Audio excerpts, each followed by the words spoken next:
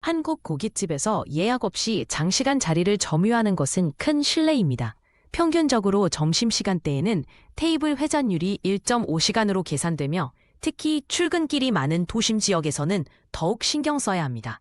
2022년 서울시 음식점 조사에 따르면 73%의 소비자가 장시간 테이블 점유를 가장 불편해하는 매너 위반으로 꼽았습니다. 혼자 방문했을 경우에는 빠른 식사 후 자리를 양보하는 것이 기본 예의입니다. 한국 고깃집 문화의 핵심은 고기를 직접 구워 먹는 데 있습니다. 업계 조사에 따르면 89%의 고깃집에서 직원이 고기를 구워주는 서비스를 기본으로 제공하지 않습니다. 특히 바쁜 시간대에는 직원 1명당 평균 5도 6개의 테이블을 담당하므로 구워달라고 강요하는 것은 실례입니다. 2023년 한 설문에서는 고깃집 알바생의 67%가 가장 스트레스 받는 상황으로 이 행동을 꼽았습니다. 고깃집은 사적인 대화를 나누는 공간이지 타인의 식사에 간섭할 장소가 아닙니다. 2022년 한국 갤럽 조사에 따르면 58%의 응답자가 옆 테이블의 과도한 간섭을 가장 불편한 경험으로 꼽았습니다. 특히 모르는 사람에게 고기 구워주기를 강요하거나 음식 취향을 평가하는 행동은 절대 삼가야 합니다. 개인 공간 존중은 한국 사회에서 점점 더 중요시되는 문화 코드입니다.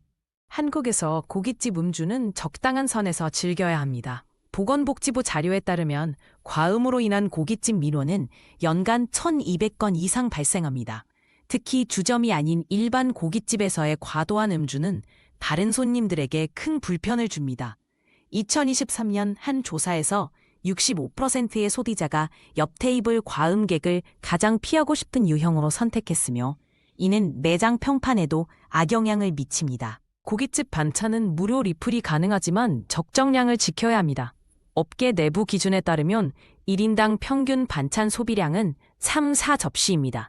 반찬만 10접시 이상 요구하는 행동은 운영비 증가로 이어져 결국 음식값 인상 요인으로 작용합니다. 한국소비자원 연구에 의하면 반찬 과다 요구로 인한 연간 음식물 쓰레기는 약 380톤에 이릅니다. 기본 제공량으로 만족하는 세심함이 필요합니다. 고깃집에서의 음식 낭비는 심각한 문제입니다.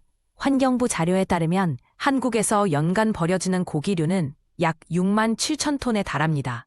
특히 모임 시 눈치 때문에 과다 주문하는 경우가 43%로 가장 높은 비중을 차지합니다. 1인당 적정 고기 소비량은 150g에서 200g임을 기억하고 부족할 경우 추가 주문하는 것이 현명합니다. 2023년부터는 일부 지자체에서 음식물 쓰레기 과다 배출 점포에 과태료를 부과하고 있습니다. 고깃집에서 손으로 고기를 먹는 것은 엄격히 금해야 할 행동입니다. 한국식품안전연구원 조사에 따르면 공용 집게 대신 손을 사용할 경우 세균 전파 위험이 8배 증가합니다. 특히 코로나 이후로 92%의 소비자가 타인의 손 접촉을 가장 꺼리는 행동으로 꼽았습니다.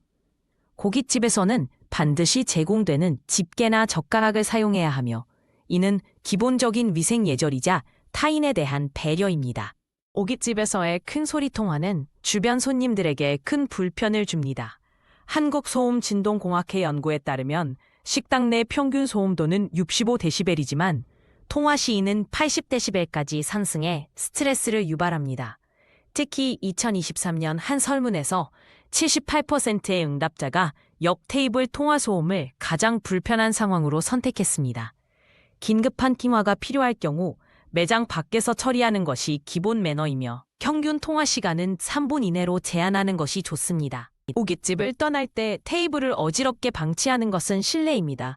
한국 매식업중앙회 조사에 따르면 직원 1인당 평균 15분마다 테이블 청소를 해야 하며 특히 늦은 시간대에는 인력이 부족합니다. 접시와 쓰레기를 최소한으로 모아두는 작은 배려가 직원들의 업무 효율을 40% 이상 높입니다.